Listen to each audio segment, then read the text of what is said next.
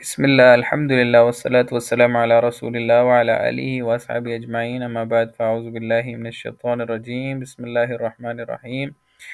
ولقد يسرنا القرآن للذكر فهل من مدكر وقال النبي صلى الله عليه وسلم خيركم من تعلم القرآن وعلمه أو كما قال عليه الصلاة والسلام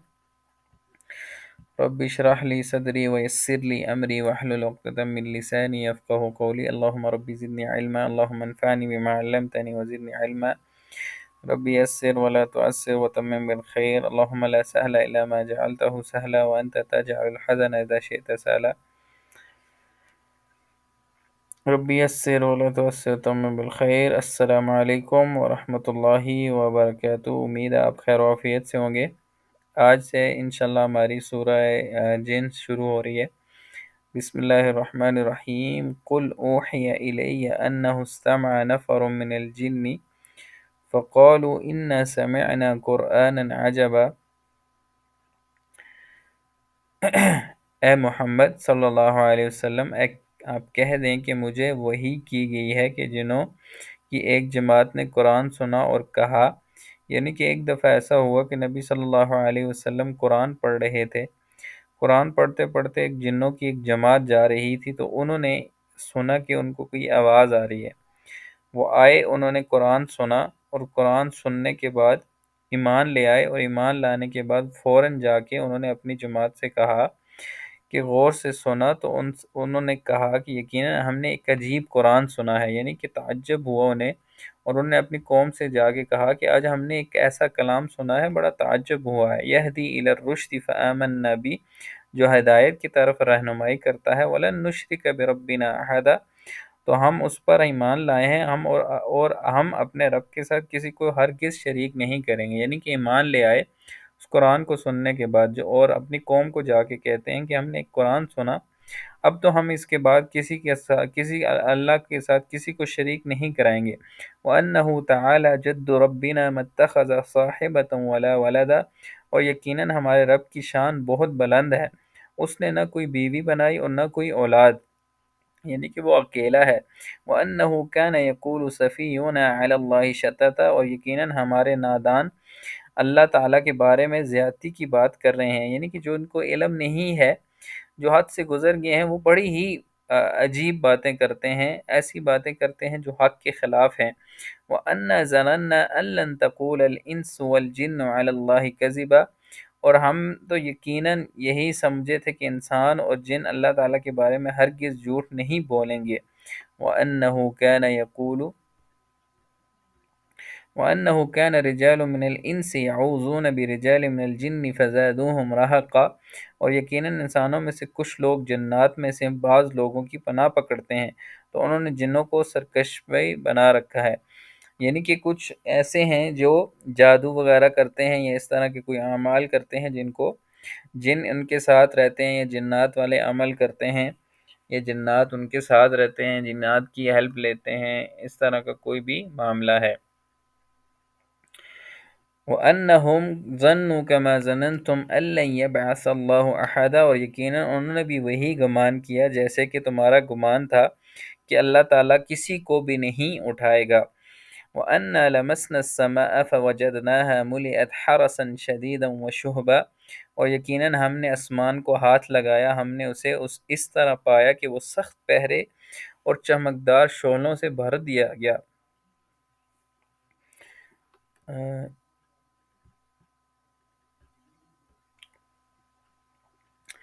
وَأَنَّهُمْ ظَنُّوا كَمَا ظَنَنْتُمْ أَن لَّن يَبْعَثَ اللَّهُ أَحَدًا، اور انسانوں نے بھی تم جنوں کی طرح گمان کر لیا تھا کہ اللہ کسی کو نہ بھیجے گا یا کسی کو دوبارہ زندہ نہ کرے گا۔ وَأَنَّا لَمَسْنَا السَّمَاءَ فَوَجَدْنَاهَا مُلِئَتْ حَرَسًا شَدِيدًا وَشُهُبًا، اور ہم نے آسمان کو ٹٹول کر دیکھا تو اسے سخت چوکیداروں اور سخت شعلوں پر پایا،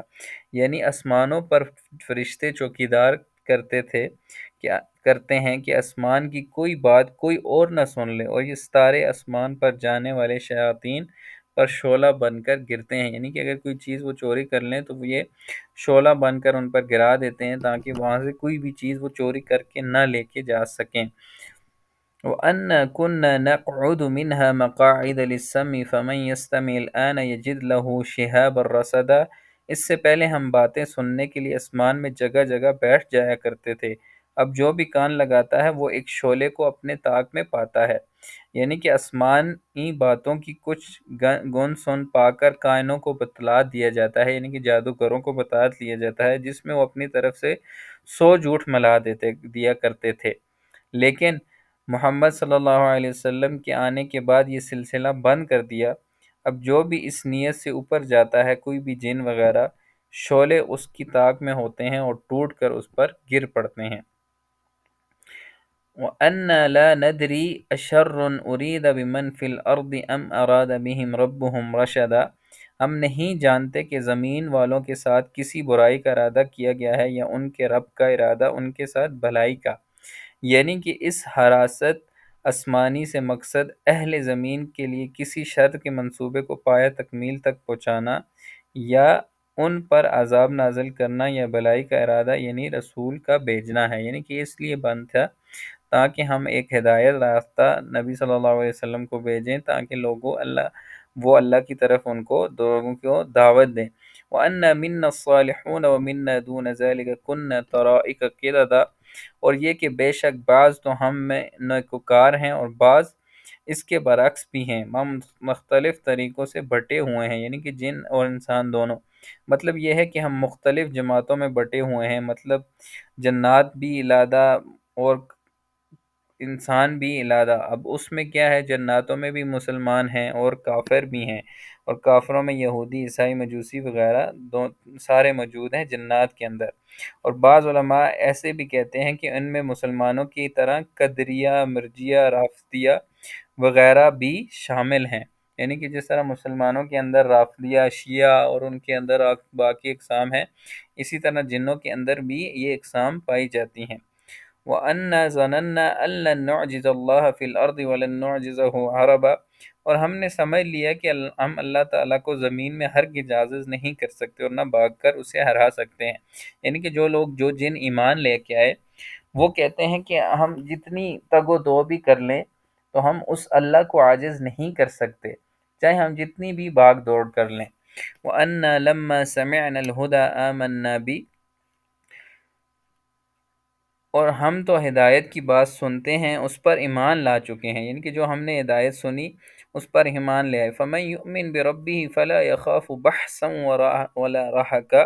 اور جو بھی اپنے رب پر ایمان لائے گا نہ کسی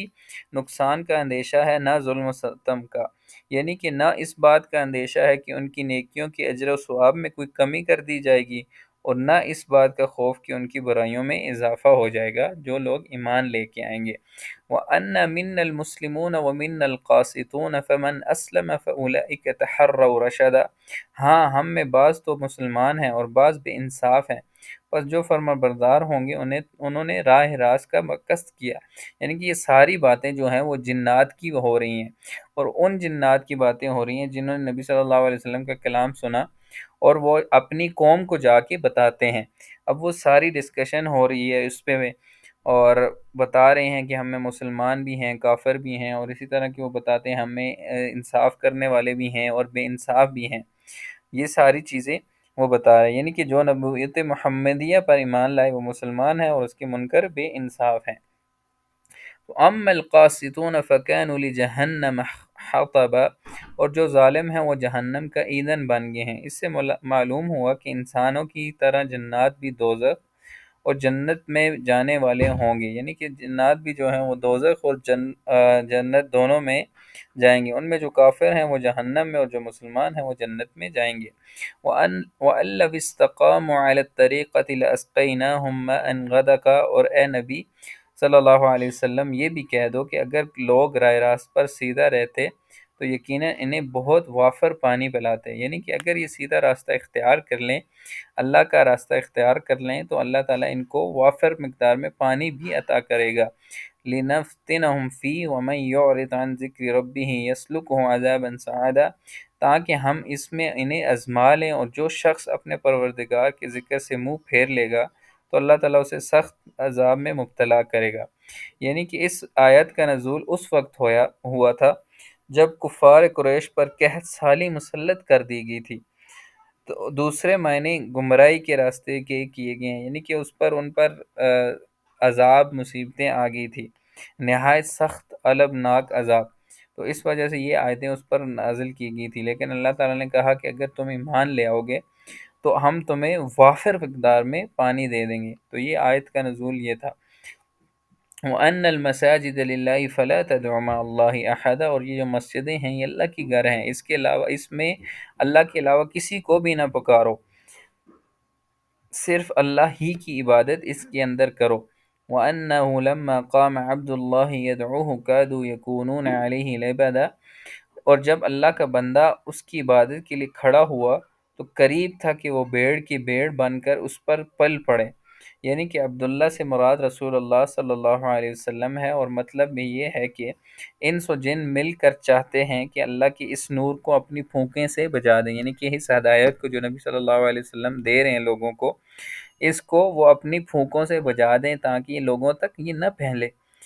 قل انما ادعو ربی ولا اشرک بربی احد، اے نبی صلی اللہ علیہ وسلم آپ کہہ دیں میں صرف اللہ ہی کو پکارتا ہوں اور میں اس کے ساتھ کسی کو بھی شریک نہیں ٹھہراتا، اور میں اسی پر ہی توکل کرتا ہوں۔ قل انی لا املک لکم ضرا ولا رشدا، اور نبی آپ یہ بھی کہہ دیجئے کہ تمہارے کسی نفع نقصان کا اختیار میرے علم میں نہیں ہے، میرے پاس نہیں ہے، تمہیں جو بھی نفع نقصان پہنچے گا وہ اللہ ہی کی طرف سے پہنچے گا۔ قل انی لن یجیرنی من اللہ احدا، اے نبی صلی اللہ علیہ وسلم یہ بھی فرما دیجئے کہ ہرگز کوئی اللہ سے بچ نہیں سکتا، ولن اجد من دونہ ملتحدا، اور میں ہرگز اس کے سوا کوئی جائے پناہ بھی نہیں پا سکتا۔ یعنی کہ اگر میں بھی اس کی نافرمانی کروں اور وہ مجھے اس پر وہ عذاب دینا چاہے تو مجھے بھی کوئی بھی نہیں بچا سکتا۔ تو ہم لوگ کس کھاتے میں خوش ہو رہے ہیں؟ الا بلاغا من اللہ ورسالتی، البتہ میرا کام اللہ کی بات اور اس کے پیغام لوگوں تک پہنچانا ہے، لوگوں کو آگاہ کرنا ہے۔ ومن یعص اللہ ورسولہ، اور جو کوئی اللہ اور رسول کی نافرمانی کرے، اعراض کر دے، فإن له نار جہنم خالدین فیہا ابدا، پس اس کے لیے اس کا ٹھکانہ جہنم ہے جو اس میں ہمیشہ ہمیشہ رہے گا۔ حتی اذا رأوا ما یوعدون فسیعلمون من اضعف ناصرا واقل عددا، ان کی آنکھ نہ کھلے گی یہاں تک کہ اسے دیکھ لیں گے جس کا ان سے وعدہ کیا گیا تھا، یعنی کہ جہنم کو وہ اپنے سامنے دیکھ لیں گے، پس عنقریب وہ جان لیں گے، ان کے علم میں آ جائے گا کہ کس کا مددگار کمزور اور کس کی جماعت کم تھی۔ یعنی کہ اس وقت بڑے مذاق اڑاتے تھے، تو اس وقت جب جہنم کو دیکھیں گے تو اس وقت وہ کہہ لیں گے، اس وقت وہ سمجھ جائیں گے کہ کس کی جماعت جو تھی وہ طاقتور تھی، شیطان کی جماعت طاقتور تھی یا پھر اللہ تعالیٰ کی جماعت جو تھی وہ طاقتور تھی۔ اس سے یہ بھی پتہ چلتا ہے مومنوں کا مددگار کمزور ہے یا مشرکوں کا، اہل توحید کی تعداد کم ہے یا غیر اللہ کی پجاریوں کی۔ مطلب یہ ہے کہ پھر مشرکین یا غیر اللہ کی پھر مشرکین کا تو سرے سے کوئی مددگار ہی نہیں ہوگا۔ یعنی کہ اس آیت سے یہ بھی ہمیں پتہ چلتا ہے کہ اللہ تعالیٰ کی جو جماعت ہے وہ ہمیشہ ہی سے کامیاب رہے گی، اور یہ شیطان کا گروہ ہوگا وہ اس وقت بھی خوار ہوگا اور دنیا میں بھی اسے کوئی نفع نہیں ہوگا۔ قل ان ادری اقریب ام توعدون ام یجعل له ربی امدا، کہہ دیجئے مجھے معلوم نہیں کہ جس کا وعدہ تم سے کیا جاتا ہے وہ قریب ہے یا دور ہے۔ ام یجعل له ربی امدا، میرے رب اس کے لیے دوری کی مدت مقرر کر لے گا، یعنی کہ یہ جو قیامت کا وعدہ ہے اس کے بارے میں مجھے علم نہیں ہے، یہ میرا اللہ ہی جانتا ہے۔ عالم الغیب فلا یظہر علی غیبہ احدا، وہ غیب کا علم جانتا ہے، میرے علم میں کچھ بھی نہیں ہے، اور اپنے غیب پر کسی کو مطلع نہیں کرتا، اور یعنی کہ کچھ ایسی غیب کی خبریں ہیں جو وہ اپنے تک ہی رکھتا ہے، وہ کسی کو نہیں بتاتا، یہاں تک کہ اس کا پیغمبر بھی کیوں نہ ہو وہ اسے بھی نہیں بتاتا۔ إِلَّا مَنِ ارْتَضَى مِن رَّسُولٍ فَإِنَّهُ يَسْلُكُ مِن بَيْنِ يَدَيْهِ وَمِن خَلْفِهِ رَصَدًا، سوائے اس پیغمبر کے جسے وہ پسند کر لے، لیکن اس کے بھی آگے پہرے دار مقرر ہیں، یعنی کہ نزول وحی کے وقت پیغمبر صلی اللہ علیہ وسلم کے آگے پیچھے فرشتے ہوتے ہیں، اور شیاطین اور جنات کو وحی کی باتیں سننے نہیں دیتے۔ لِيَعْلَمَ أَنْ قَدْ أَبْلَغُوا رِسَالَاتِ رَبِّهِمْ وَأَحَاطَ بِمَا لَدَيْهِمْ وَأَحْصَى كُلَّ شَيْءٍ عَدَدًا، تاکہ ان کے اپنے رب کے پیغام پہنچا دینے کا علم ہو جائے۔ اللہ تعالیٰ نے ان کے آس پاس کی چیزوں کا احاطہ کر رکھا ہے، اللہ تعالیٰ نے انہیں حفاظت میں رکھا ہوا ہے جب بھی انہیں وہی نازل ہوتی ہے، اور ہر چیز کی گنتی کا شمار کر رکھا ہے، اللہ تعالیٰ نے ہر چیز کو نوٹ کر رکھا ہے۔ فرشتوں کے پاس کی یا پیغمبروں کے پاس کی جتنی خبریں ہیں، کیونکہ وہ وہی عالم غیب ہے، وہ سب جانتا ہے، اور آئندہ جو ہوگا وہ اس کے بارے میں بھی جانتا ہے۔ صدق اللہ العظیم۔